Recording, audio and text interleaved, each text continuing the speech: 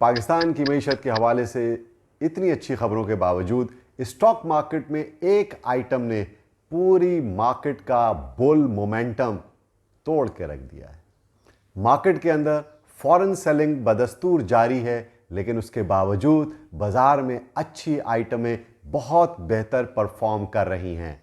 Oil and gas sector में कौन bye कर रहा है? मार्केट में 101 रुपए 46 पैसे पर हब पावर का जो फ्लोर लगा, उस पर 1.5 करोड़ शेयर किसने उठाया? पाकिस्तान की मईशत के हवाले से तमाम तर खबरें और स्टॉक मार्केट का अपडेट जानने के लिए मेरी वीडियो आखिर तक जरूर देखिएगा and don't forget to subscribe my channel.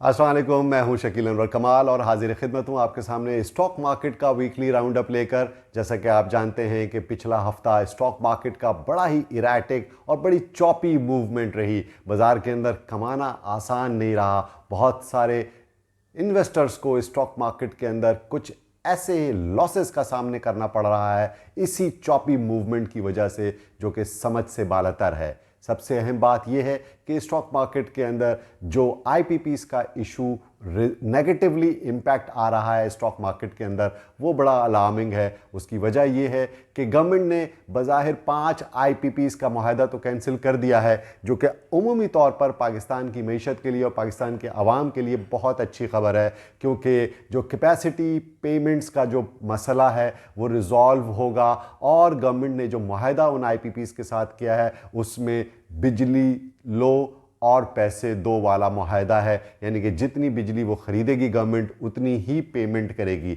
इससे ओवरऑल इकॉनमी के अंदर और बिजली की कीमतों के ऊपर बहुत अच्छा इफेक्ट पड़ेगा और तकरीबन 8 से 10 रुपए तक पर यूनिट बिजली की कीमतें सस्ती होने का इम्कान है। इसके अलावा गवर्नमेंट मजीद आईपीपीस के साथ भी मुआहदा करने जा रही है और इस मुआहदे की वजह से स्टॉक मार्केट में लिस्टेड 2 कंपनीज पर नेगेटिव असर पड़ा है और वो है hub power and Lal Pir power.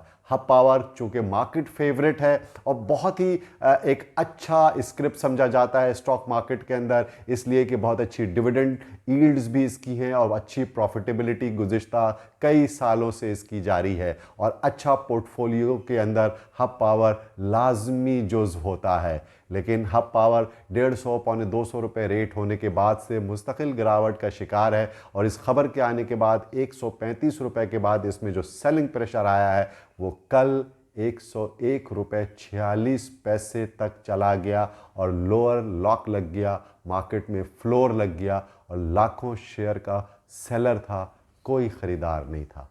At that time stock market के अंदर 101 रुपये 46 पैसे के ऊपर 1.5 करोड़ शेयर की तकरीबन ट्रांजैक्शन हुई। ओवरऑल 4.5 करोड़ से जायद शेयर्स का कारोबार हुआ सिर्फ हब पावर कंपनी के अंदर, उस रेट के ऊपर जिस पे फ्लोर लगा हुआ था।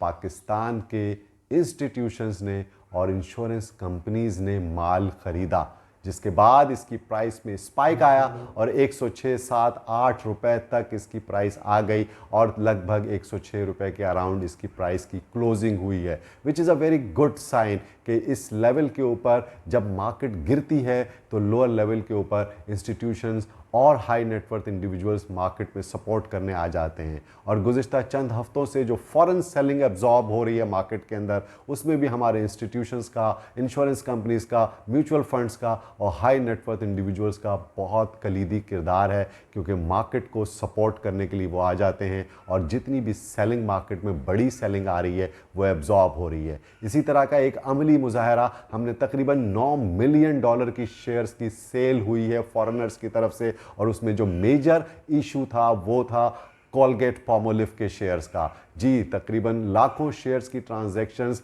1200 रुपए के रेट पर कोलगेट में हुई और जिसे गोरे ने बेचा है और लोकल इंस्टीट्यूशंस ने बाय किया है। तो चेंज ऑफ हैंड हो रहा है बाजार के अंदर, मार्केट के अंदर बड़े प्लेयर्स रीशफल कर रहे हैं अपने पोर्टफोलियो को, कुछ लोग निकल रहे हैं मार्केट से, कुछ मार्केट के अंदर आइटम्स चेंज कर रहे हैं, कुछ सेक्टर्स चेंज कर रहे हैं। इसी का अमली मुजाहरा हमें बाजार में नज़र आ रहा है। पीएसओ, पीपीएल, ओजीडीसी में तेज़ी नज़र आ रही है, बैंक्स के शेयर्स में भी बाइंग नज़र आ रही है। इसके अलावा आप देख रहे हैं कि जिनकी अर्निंग्स अच्छी है लाइक हम नेटवर्क और इसके अलावा दीगर कंपनीज के अंदर हमें इंटरेस्ट मार्केट के अंदर बदस्तूर नज़र आ रहा है। मार्केट में गोरे की सेलिंग हो या हब पावर का नेगेटिव इंपैक्ट हो बाजार के अंदर, लेकिन मार्केट की अंडरलाइंग स्ट्रेंथ अच्छी है, इसलिए ओवरऑल मार्केट के अंदर अच्छी कंपनीज के अंदर, अच्छे स्टॉक्स के अंदर बहाली आ जाती है, बाजार में बाइंग आ जाती है और मार्केट रिकवर भी कर जाती है। मार्केट 86,000 के हाईस को टच करने के बाद 85,000 के अराउंड मार्केट चल रही है, लेकिन मार्केट की अंडरलाइंग स्ट्रेंथ भी अच्छी है। साथ साथ जो अच्छी खबरें हैं उसका इम्पैक्ट बदस्तूर जारी रहेगा। आईएमएफ की पॉजिटिव न्यूज़ के बाद से मज़ीद इंटरेस्ट रेट में कमी के इम्कानात वाज़े होते जा रहे हैं और ट्रेजरी बिल्स की यील्ड्स जितनी रिमार्केबली कम हुई है, बैंक्स की लिक्विडिटीज़ में इजाफा हुआ है, गवर्नमेंट की बोरोइंग कम हुई है इंटरनली बैंकों से, इससे ये तासुर मिल रहा है कि आने वाली मॉनेटरी पॉलिसी में 2.5 से 3% तक इंटरेस्ट रेट में कमी हो सकती है। ये तमाम पॉजिटिव फैक्टर ओवरऑल मार्केट के अंदर एक अच्छा इम्पैक्ट क्रिएट कर सकते हैं। ख़ासतौर पर मौजूदा दिनों में जो पाकिस्तान के अंदर जो बैरूनी सरमायाकारों की आमद हो रही है, ख़ासतौर पर जो 117 रुकनी सऊदी वफ्द वज़ीर सरमायाकारी की क़यादत में पाकिस्तान आया है, उसने कई मुआहदों पर और याददाश्तों पर दस्तखत किए हैं और उससे सरमायाकारी की राह हमवार होने में बहुत मदद होगी। इनको देखते हुए दीगर सरमायाकार भी और फॉरेन इन्वेस्टर्स भी पाकिस्तान के अंदर आ सकते हैं और पाकिस्तान में एक उमूमी सरमायाकारी का रुझान पनप सकता है, फ़रोग पा सकता है। लेकिन जो सबसे बड़ा मसला है वो है लॉ एंड ऑर्डर सिचुएशन का।